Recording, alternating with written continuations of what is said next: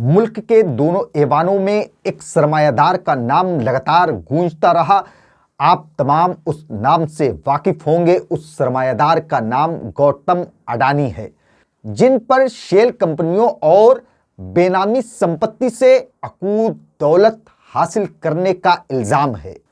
Parliament में जब prime minister mister Modi अपने भाषण के लिए खड़े हुए तो लगातार पीछे से अपोजिशन पार्टी के मेंबर जेपीसी जांच की मांग के नारे लगाते रहे, और सिर्फ ऐवान के अंदर ही नहीं बल्कि ऐवान के बाहर गांधी मूर्ति के सामने अपोजिशन पार्टी के पार्लियामेंट मेंबर्स बैठ करके धरना दिया और जेपीसी की मांग की। आखिर ये जेपीसी क्या है? क्या अगर सरकार जेपीसी को गठित कर देती है तो गौतम अडानी के लिए क्या मुश्किलें बढ़ सकती हैं, और क्या जेपीसी के सामने गौतम अडानी को पेश होना पड़ सकता है? अगर जेपीसी पर इतना हल्ला मचा हुआ है तो आप लोगों को जेपीसी के बारे में जानना बहुत जरूरी है। नाजरीन ग्रामी, मैं इमरान बंटी आप तमाम लोगों के दरमियान में इस वीडियो के जरिए से हाजिर हूं और सलाम और आदाब अर्ज करता हूं। जेपीसी मतलब ज्वाइंट पार्लियामेंट्री कमेटी। किसी भी मामले की जांच को लेकर के पार्लियामेंट में दो तरीके की कमेटी का गठन किया जाता है।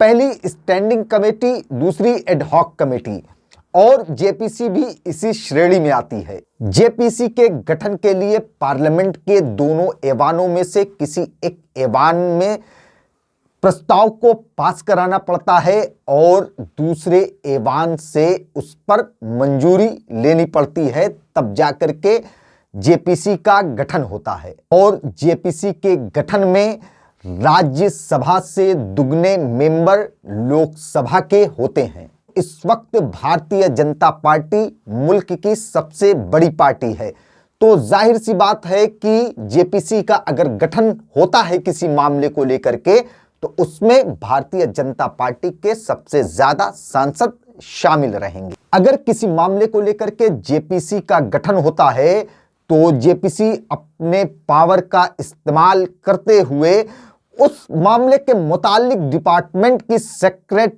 फाइल का मुआयना भी कर सकती है और वो डिपार्टमेंट उसे ऐसा करने से रोक भी नहीं सकता है।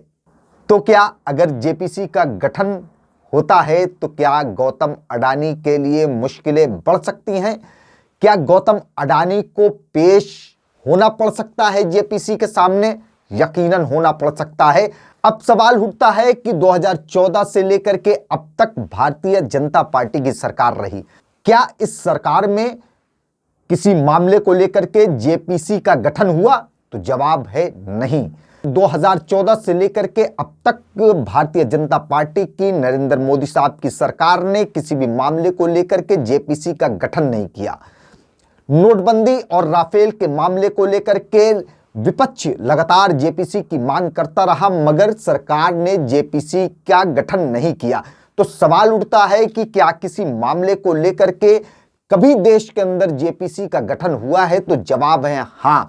1987 में कांग्रेस पार्टी की सरकार रही और वक्त के प्राइम मिनिस्टर राजीव गांधी जी के ऊपर बोफोर्स घोटाले का इल्जाम लगा।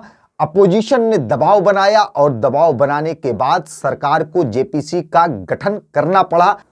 1992 में हर्षद मेहता शेयर बाजार में घोटाले के मामले को लेकर के भी जेपीसी का गठन हुआ, जिसमें हर्षद मेहता को कसूरवार ठहराया गया, और 2G स्पेक्ट्रम घोटाले को लेकर के भी जेपीसी का गठन किया जा चुका है। तो देखना यह है कि क्या गौतम अडानी के मामले में सरकार जेपीसी का गठन करती है या नहीं करती है। ये थी जेपीसी की कुछ टूटी फूटी जानकारी। आप तमाम लोगों से फिर मुलाकात होगी।